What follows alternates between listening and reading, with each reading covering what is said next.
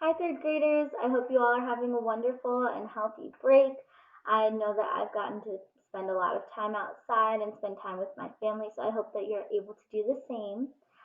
So what I have planned with you for you today is that I'm going to start reading a book to you called Charlotte's Web by E.B. White. It is about a little girl named Fern, a pig named Wilber, and a spider named Charlotte. So we are going to be reading this book one chapter at a time. So each night I'll go ahead and post a new video. Um, and the videos are going to be, oh, it's bright. And the videos are just going to be of me reading one chapter at a time. So to start, we're going to read chapter 1. To help you follow along, I want you to be thinking about the point of view of each character as you read. So how do you think each character feels about the pig Wilbur? And as you're writing, you might want to write down notes or draw emojis to say how you think the characters feel about Wilbur. And that's up to you, but it might help you keep track of the new characters because we're going to meet a lot. All right. Chapter 1 is called Before Breakfast. "Where's Papa going with that axe?" said Fern to her mother as they were setting the table for breakfast. "Out to the hog house," replied Miss Arable. "Some pigs were born last night." "I don't see why he needs an axe," continued Fern, who was only 8. "Well," said her mother, "one of the pigs is a runt. He's very small and weak and will never amount to anything, so your father has decided to do away with it." "Do away with it?" shrieked Fern. "You mean kill it? Just because it's smaller than the others?" Miss Arable put a pitcher of cream on the table. "Don't yell, Fern," she said. "Your father is right. The pig would probably die anyway." Fern pushed a chair out of the way and ran outdoors. The grass was wet and the earth smelled of springtime. Fern's sneakers were sopping by the time she caught up with Father. "Please don't kill it," she sobbed. "It's unfair." Mr. Arable stopped walking. "Fern," he said gently, "you will have to learn to control yourself." "Control myself?" yelled Fern. "This is a matter of life and death, and you talk about controlling myself?"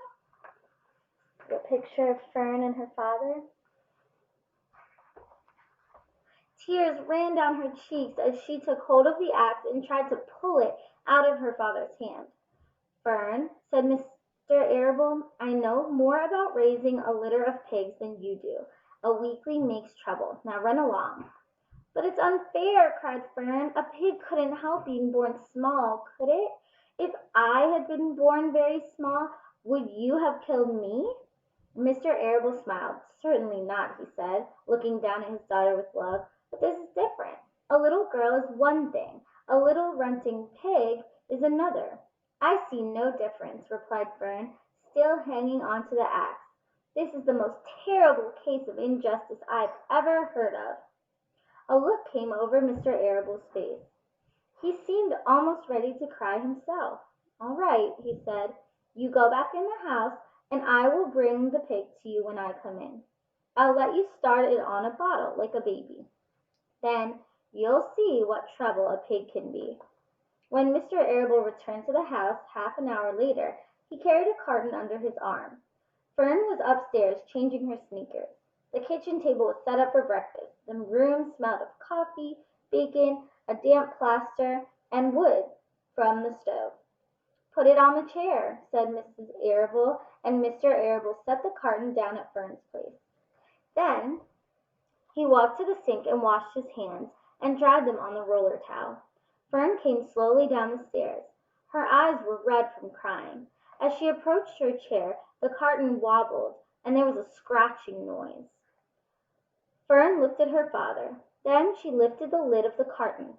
There, inside, looking up at her, was a newborn pig. It was a white one. The morning light shone through its ears, turning them pink. "He's yours," said Mr. Arable, "saved from an untimely death, and may the good Lord forgive me for this foolishness." Fern couldn't take her eyes off the tiny pig. "Oh," she whispered, "oh, look at him! He's absolutely perfect." She closed the carton carefully. First she kissed her father, then she kissed her mother. Then she opened the lid again, lifted the pig out, and held it against her cheek. At this moment her brother Avery came into the room. Avery was 10. He was heavily armed, an air rifle in one hand and a wooden dagger in the other. "What's that?" he demanded. "What's Fern got?" "She's got a guest for breakfast," said Mrs. Arable. "Wash your hands and face, Avery." "Let's see it," said Avery, setting his gun down. "You call that miserable thing a pig? That's a fine specimen of a pig. It's no bigger than a white rat." "Wash up and eat your breakfast, Avery," said his mother. "The school bus will be along in half an hour." "Can I have a pig too, Pop?" asked Avery. "No, I only distribute pigs to early risers," said Mr. Arable. Fern was up at daylight, trying to hide the world of injustice. As a result, she now has a pig, a small one to be sure, but nevertheless a pig. It just shows what can happen if a person gets out of bed promptly. Let's eat. But Fern couldn't eat until her pig had a drink of milk. Mrs. Arable found a baby's nursing bottle and a rubber nipple. She poured warm milk into the bottle, fitted the nipple over top, and handed it to Fern. "Give him breakfast," she said. A minute later Fern was seated on the floor in the corner of the kitchen with her infant between her knees, teaching it to suck from the bottle. This is a picture of Fern feeding her new pig. The pig, although tiny, had a good appetite and caught on quickly. The school bus honked from the road.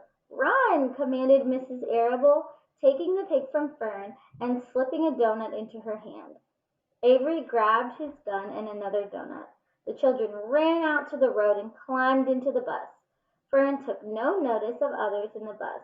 She just sat and stared out the window, thinking what a blissful world it was and how lucky she was to have